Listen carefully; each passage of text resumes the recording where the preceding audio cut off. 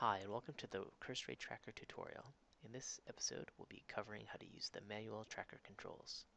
I'll be working under the assumption that you know the basics of what the CRT does and how a DKP system works. To learn more about that, please refer to the link above. Also, this guide is targeted at DKP administrators who will need the Can Manage DKP permission to use the functions we'll be covering. I apologize for the choppiness of the video as we had some issues while recording it. However, this still should give you a good idea of how to use the tool. The first thing we need to do is to select how you want to track your data, manually or with an add-on, and to create a pool to hold your rate info. In this case, make sure you select manual tracking. Name your pool and then your currency to get started. Once you create your pool, you'll be taken to the rate dashboard. Here you can see all the information about your pool, standings, attendance, loot, and raids, summarized for your convenience. Given that this is a new pool, there's no data. Let's change that by creating a raid. Do so by clicking the Create Raid button and naming your raid.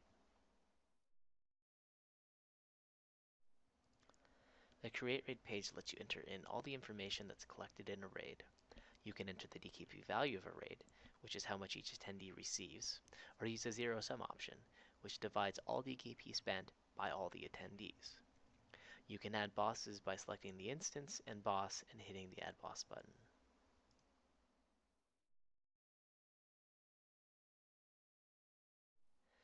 Add attendees to the raid by selecting from the guild list on the left and using the arrow button to move them to the members attended list on the right.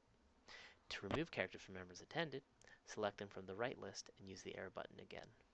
Note that you can move multiple characters at once by control clicking in either of the lists. The guild's members list is sorted alphabetically, so to find someone, all you have to do is click on the list and begin typing their name. The selection will go to their name automatically.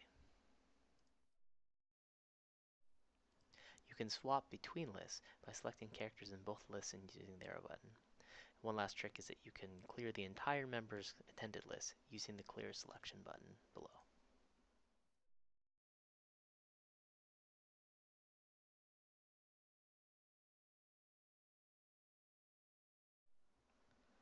Now that we have our attendees, let's get to the loot. To add loot, simply select a character who will receive the loot from the drop-down menu. You then need to enter the item's cost and the item's name. By typing in the item's name, you'll be prompted to select from a drop-down menu. Be careful to avoid misspelling the item's name. I'll demonstrate this process by adding a few items to the raid.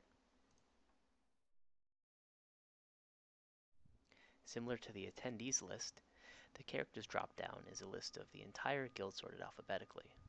Click the drop-down and begin typing the member's name to access them quickly and easily. Please note that the cost in this case charges that amount of DKP for the character. So in this case, if I put 25, the character is charged 25 points. Or if I put 100, the character is charged 100 points.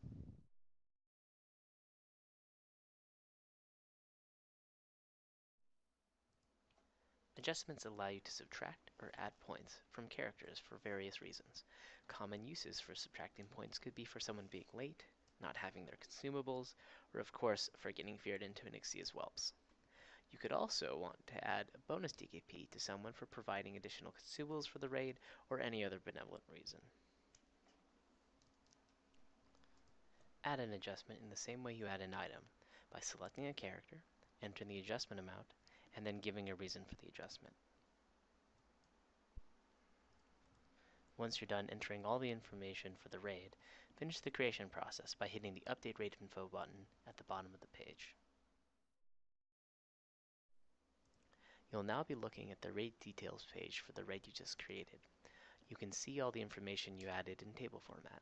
To delete or edit any of the entries, use the admin buttons in the left column.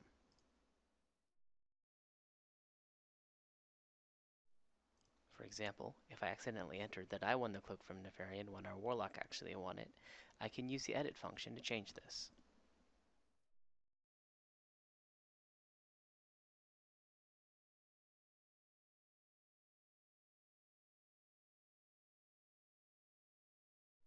To delete a loot drop, character, or transaction, simply click the X button in the left-hand column and hit OK when prompted by the pop-up message.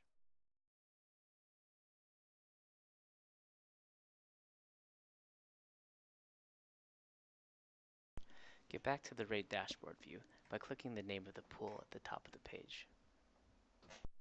You'll now see the RAID dashboard page is populated with all the data entered by the RAID. You see the top standings at the top, the attendance, graph of item distribution, and a lot of other data that we'll find useful. To view details of each of these items, click the View All Standings or View All Loot links in each section.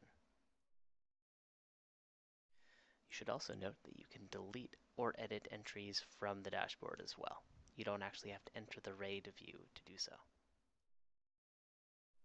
You can also create loot drops or transactions from the dashboard as well using the buttons at the top of the page.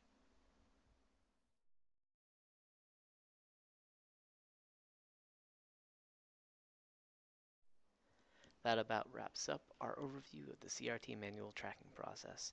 You should now be equipped with the basics of managing your guild's loot system. Happy tracking, everyone.